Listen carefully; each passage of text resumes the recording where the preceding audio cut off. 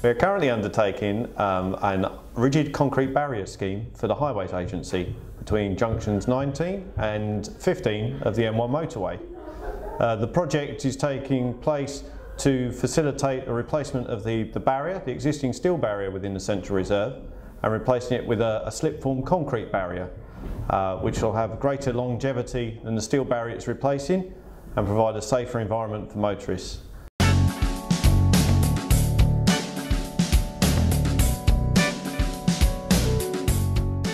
We've got a 50-mile-an-hour system in place due to the narrow lanes restrictions. The lanes are narrowed due to the works within the central reservation to give sufficient room.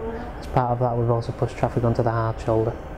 To enforce the 50-mile-an-hour speed limit, we have average speed cameras, and due to the loss of the hard shoulder, we've also got a full CCTV system throughout the scheme with the provision of free recovery and impact protection vehicles that go with that. We've also got portable variable message signs for displaying messages of incidents.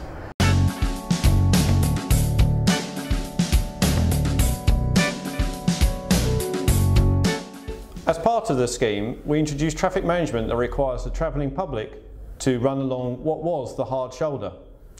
The original hard shoulder was not designed as a full running lane, and therefore we have to undertake enabling works on the hard shoulder prior to it being subject to full-time traffic.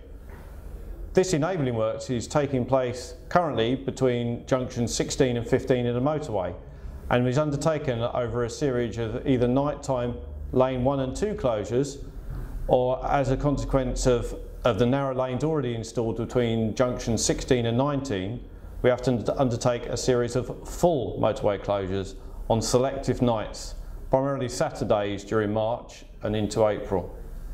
These closures are allow us to carry out the work safely and to improve the running surface of the hard shoulder during the course of the works.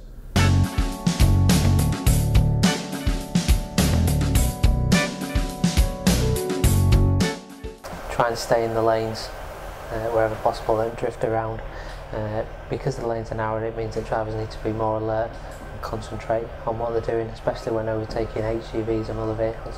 If you do break down within the works, if you're in the work sites, stay still and be careful of other hazards, excavations, drops, plant and materials.